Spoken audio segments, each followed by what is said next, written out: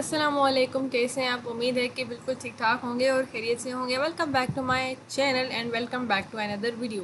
तो आज हम स्टेप 5 पढ़ने जा रहे हैं, ठीक है। उसमें काफ़ी टॉपिक्स थे, लेकिन अभी जो है वो इस वीडियो में हम 5 जो इसके स्टेप्स है स्टार्टिंग के part A B C D E, तो वो हम पढ़ने जा रहे हैं। और इसका जो नेक्स्ट पार्ट होगा वो मैं इंशाल्लाह कल अपलोड कर दूँगी, ठीक है। और ये जो है वो छोटे छोटे टॉपिक्स जो आपको बहुत ज़्यादा इरिटेट करते हैं, इनको थोड़ा सा समझना इम्पोर्टेंट है। और ये सारे ही स्टेप 5 में लाए करते हैं।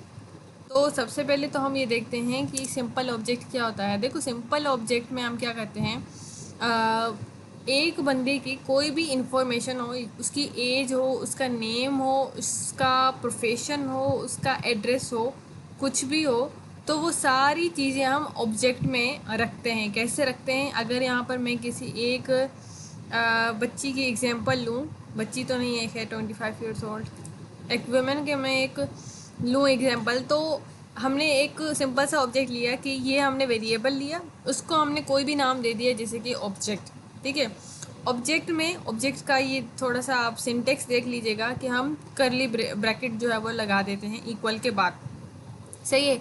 और उसके बाद फिर हम उसकी जो भी इन्फो है, उसका नेम हो, उसका प्रोफेशन हो, उसकी एज हो, उसका एड्रेस हो, उसका CNIC हो, उसका कुछ भी कोई भी इंफॉर्मेशन हो, हम जो है इसमें ऑब्जेक्ट में रखेंगे। नेम में मैंने स्ट्रिंग में लिखा मायरा, प्रोफेशन में मैंने लिखा टीचिंग, एज में लिख दिया उसकी एज मैंने 25, ठीक है। अच्छा, ये मैंने सिंपल, बिल्कुल सिंपल टाइप का ऑब्जेक्ट बनाया है, जस्ट ये समझाने के लिए कि सिंटेक्स चेक करो कैसा होता है। और अब मैं इसको प्रिंट करवाऊँ, तो प्रिंट करवाने के वक्त पहले मैं लिखूँगी ऑब्जेक्ट, ठीक है। अगर मैं चाहती हूँ कि ये मुझे सारी इन्फो मिले तो फिर ये मुझे प्रिंट करके देगा। जैसे कि अगर मैं इसको प्रिंट कराऊँ, कमांड प्रॉम्प्ट लिखूँ TSC स्पेस index.ts, एंटर, और फिर नोड स्पेस index.js एंटर करूँगी तो देखो मेरे पास जितनी भी इन्फो है जो मैंने लिखी है, name Myra, profession teaching, age 25, ये सारी मेरे पास आ गई लिख कर। लेकिन अगर मैं चाहूँ कि मुझे मायरा की प्रोफेशन चाहिए या मायरा की एज चाहिए, तो मुझे वो एक चीज़ चाहिए, मुझे पूरा डेटा नहीं चाहिए। तो मैं क्या करूँगी, यहाँ पर डॉट नोटेशन यूज़ करूँगी। डॉट नोटेशन में होता है कि आप डॉट लगा के इन्फो लेते हो। जैसे कि अगर यहाँ पर मैं डॉट लगाती हूँ और इसमें से मेरे पास डिफरेंट इसके जो है वो आई हैं इन्फो की एज, आपको एज चाहिए, आपको नेम चाहिए, आपको प्रोफेशन चाहिए। अगर मैं और भी इन्फो डाल देती हूँ तो फिर वो भी लिस्ट में आ जाता। अगर मैं मान लो कि चाहती हूँ कि मुझे प्रोफेशन बताओ, तो मैं एंटर करूँगी और मैं इसको जैसे ही प्रिंट करवाऊँगी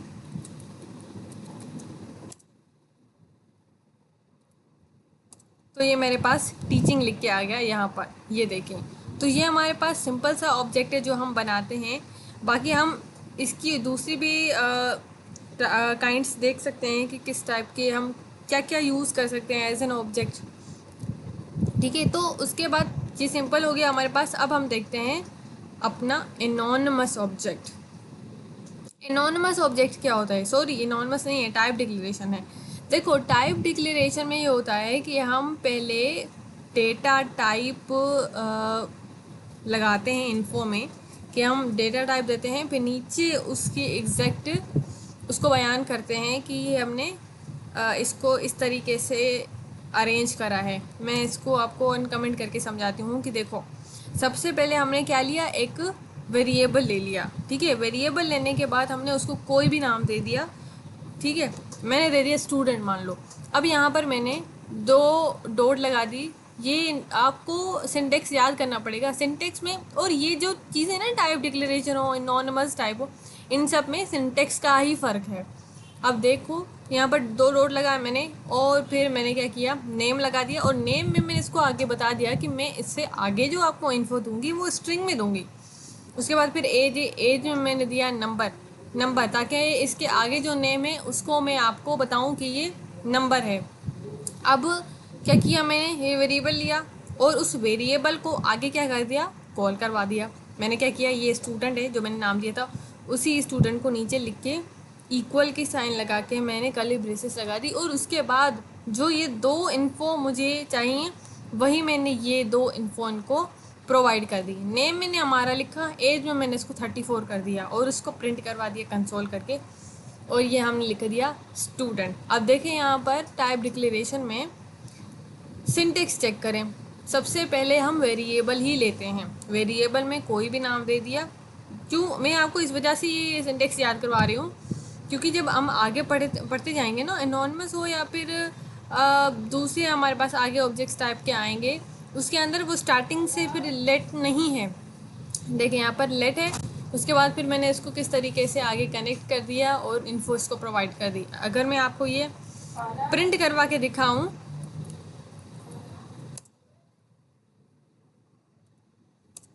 तो ये देखो हमारे पास नेम हमारा आया और एज 34 आ गई। तो टाइप डिक्लेरेशन का यही है कि हम पहले टाइप बयान करते हैं और उसके बाद फिर उसकी ही इन्फो दे देते हैं। ठीक है, आई होप कि आप लोगों को टाइप डिक्लेरेशन समझ आई हो। अब हम देखते हैं एनोनिमस टाइप। एनोनिमस का मतलब ये होता है कि ऑब्जेक्ट जिसका नाम नहीं होता। ठीक है, इसका मतलब ये होता है कि एक ऑब्जेक्ट जो नाम से नहीं पहचाना जाता, यानी उसका कोई स्पेसिफिक नाम नहीं होता, उसको किसी को मतलब स्पेसिफिक नेम से हम आइडेंटिफाई नहीं कर सकते। ऑब्जेक्ट बनाते वक्त हम उसका नाम नहीं देते, सिर्फ उसकी प्रॉपर्टीज़ और वैल्यू को डिफाइन करते हैं। अब ये करता क्या है, यानी कि होता क्या है, इसको क्यों बनाते हैं। एनोनिमस ऑब्जेक्ट बनाने का मकसद ये होता है कि हम डेटा को टेम्परेरीली रिप्रेजेंट कर सकते हैं बिना उसका नाम डिफाइन किए। तो एनोनिमस जो है वो हम नॉर्मली उसको क्या कहते हैं कि इसको टेम्परेरीली जब यूज़ हम करते हैं ना, जो डेटा हम परमानेंट यूज़ में नहीं लाते, तो उसके लिए हम एनोनिमस बनाते बिना उसका नाम लिए, बिना उसका नाम उस, यानी कि अगर मैं यहाँ पर आपको दिखाऊं तो देखो ये हमने वेरिएबल के अंदर टीचर लिख दिया। अब टीचर के सामने हमने जो भी इन्फो लेनी थी वो हमने ली, जैसे कि नेम ले लिया, उसकी एज वगैरह, और फिर उसको हमने खाली एक कर्ली ब्रैकेट के साथ कनेक्ट कर दिया। कनेक्ट करने के बाद हमने जो डेटा टाइप ऊपर दिए उसी को ही नीचे इसको इन्फॉर्मेशन जो है वो प्रोवाइड कर दी। नेम हमारा और एज उसकी 25 लिख के हमने उसकी डेटा प्रोवाइड, हमने देखो इस तरीके से उसका नाम नहीं लिया यहाँ पर। जैसे कि टाइप डिक्लेरेशन में हमने क्या किया, उसको उसका नाम जो है वो हमने कॉल किया और फिर हमने उसको डेटा प्रोवाइड की।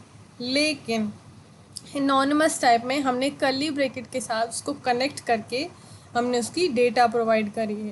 ठीक है, इसको हम कहते हैं एनोनिमस ऑब्जेक्ट। वो ऑब्जेक्ट हम जिसको कोई नाम ना दे, किसी नाम से वो आइडेंटिफाई ना करें, ठीक है, खाली उसकी प्रॉपर्टीज से करें। ये इसका सिंपल कॉन्सेप्ट है। इसका आप लोग सिंटेक्स याद रखिएगा। यहाँ पर ये जो ऑब्जेक्ट है इनकी सिंटेक्स जो है वो मसला करते हैं। टाइप एलियस मैंने लास्ट क्लास में भी पढ़ाया था। टाइप एलियस क्या होता है, इसके सिंटेक्स को भी ठीक से देखिएगा, क्योंकि यहाँ पर काफ़ी लोग गलती करते हैं। ठीक है, टाइप एलियस में हम क्या करते हैं, सबसे पहले हम लेते हैं टाइप। ठीक है, इसको मैं अनकमेंट करती हूँ। सबसे पहले लेते हैं हम टाइप, और टाइप में हम देखते हैं डेटा टाइप। यहाँ पर हमने देखो एक टाइप ली और फिर उसका नाम रख दिया टीचर। टीचर में आगे हमने क्या कर दिया, उसकी डेटा टाइप लिख दी, नेम लिख दिया, उसकी एज दे दी, और उसी ही एज को आगे हमने किसी वेरिएबल में स्टोर करके डेटा प्रोवाइड कर दी। देखो यहाँ पर पहले हमने क्या लिखा, क्योंकि टाइप एलियस है तो सबसे पहले तो हम टाइप लिखेंगे। टाइप को नाम देना पड़ेगा, क्योंकि जब हम नाम देंगे तभी तो आगे हम डेटा को स्टोर करवा पाएंगे किसी वेरिएबल में। हमने यहाँ पर आगे वेरिएबल लिया, जब हमने वेरिएबल लिया तो उसी वेरिएबल को कोई नाम भी देना पड़ता है ऑब्वियसली, और उसके बाद फिर हमने उसको ऊपर वाले डेटा टाइप के टाइप को कनेक्ट किया। देखो हमने यहाँ पर इसको इन दोनों को कनेक्ट किया। अगर हम कनेक्ट ना करें ऊपर वाले से तो फिर हमें वो डेटा टाइप से कनेक्टेड वो चीज़ ही नहीं मिलेगी, फिर तो टाइप एलियस ही नहीं कहलाएगा। हमने क्या किया, वेरिएबल को कनेक्ट किया ऊपर वाली टाइप से, ये देखो इस तरीके से, और उसके बाद फिर जो उन्होंने डेटा टाइप में हमें इन्फो प्रोवाइड करने के लिए कहा, हमने उनको वो इन्फो प्रोवाइड कर दी, नेम भी दे दी और एज भी दे दी, और उसके बाद फिर आगे हमने इसको प्रिंट करवा दिया कंसोल.log में। स्टूडेंट दे दिया और आगे हमने प्रिंट करवा दिया इसको। तो प्रिंट तो वैसे भी सेम होगा, अगर मैं आपको करवा के भी देखूं तो ऊपर वाला हो या नीचे वाला, प्रिंट सेम ही कंडीशन में होगा, जस्ट इनके सिंटेक्स अलग अलग हैं। ठीक है, जब भी तो मैंने आपको नेम और एज ऊपर भी सेम रख के दे दी इन्फो, और नीचे भी सेम रख के दी। तो अब हम बात करते हैं इंटरफेस की। इंटरफेस टाइप स्क्रिप्ट में एक स्ट्रक्चर है जो स्पेसिफाई करता है कि एक ऑब्जेक्ट में कौन सी प्रॉपर्टीज़ और मेथड्स होनी चाहिए। ठीक है, कॉन्सेप्ट आपको समझ में आ गया होगा, आई होप कि। इंटरफेस में क्या होता है कि एक स्ट्रक्चर है जो स्पेसिफाई करता है कि एक ऑब्जेक्ट में कौन कौन सी प्रॉपर्टीज़ के मेथड्स होनी चाहिए। मान लो यहाँ पर हमने एक एग्जांपल ली है। इंटरफेस हमने नाम दिया टीचर का, उसके अंदर दो प्रॉपर्टीज़ डाल दी, डेटा टाइप्स डाल दी, एक स्ट्रिंग की होनी चाहिए और एक नंबर की हो। अब उसी ही इंटरफेस को हमने किसी वेरिएबल के साथ कनेक्ट किया। अच्छा, यहाँ पर ये वाली चीज़ तो हमने कहा कि मतलब बिल्कुल सिंपल है, लेकिन मैं आपको एक मेन इम्पोर्टेंट एग्जांपल दिखाती हूँ जो कि आई हैव रिटन इट, ये रही। अब इसमें क्या है कि हमने एक इंटरफेस लिया जिसके अंदर पर्सन की दो इन्फॉर्मेशन ले ली, नेम और एज की। ठीक है, अब उसके बाद फिर हमने क्या किया, एक एग्जांपल ली। उस एग्जांपल में हमने वेरिएबल में लिखा पर्सन, और पर्सन के अंदर मैंने देखो यहाँ पर कनेक्ट नहीं करवाया, डायरेक्ट लिखा है पर्सन, और उसके अंदर जो भी दो इन्फॉर्मेशन सॉरी तीन इन्फॉर्मेशन जो मुझे लेनी थी, नेम एज और उसकी लोकेशन, वो हमने रखी। यहाँ पर इसकी दो डेटा टाइप, ठीक है, और यहाँ पर इसकी मैंने तीन इन्फॉर्मेशन। अब आप लोग यहाँ पर सोच रहे होंगे कि फिर एरर क्यों नहीं आया अगर ऊपर दो डेटा टाइप्स आई, क्यों? क्योंकि मैंने इसको यहाँ पर कनेक्ट नहीं करवाया। अगर यहाँ पर मैं इसको कनेक्ट करवाती तो यकीनन ये मुझे एरर देता, लेकिन मैंने तो इसको कनेक्ट ही नहीं करवाया। तो समझो ये तो अलग हो गया, ये अलग चीज़ हो गई, उसके अंदर मेंटेन। लेकिन मान लो हमने इंटरफेस ऊपर वाली प्रॉपर्टीज़ और नीचे वाला वेरिएबल दोनों एक साथ कनेक्ट किए, और वो भी उन दोनों को किसी वेरिएबल में स्टोर करा दिया। तो सोचो, एग्जांपल मैंने यहाँ पर आपको करके दिखाई।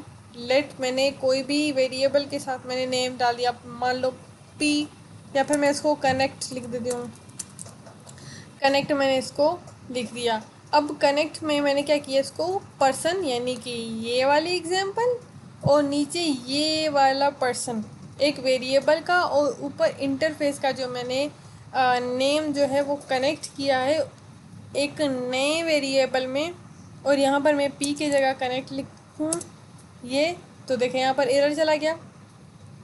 अब देखो, दो इंटरफेस में होता ही ऐसा है कि जब आप दो चीज़ों को एक तीसरी चीज़ में जोड़ते हो तो वो इंटरफेस कहलाती है। मतलब दो हो या तीन हो या चार हो, मान लो मैंने तो यहाँ पर दो एग्जांपल लिखी हैं, मल्टीपल भी हो तो फिर वो आपको एक नए वेरिएबल में स्टोर करके कनेक्ट करके उसको कॉल करवाना पड़ता है, उसको प्रिंट करवाना पड़ता है। अब यहाँ पर मैं इसको आपको अगर मैं प्रिंट करके दिखाऊं, एंटर,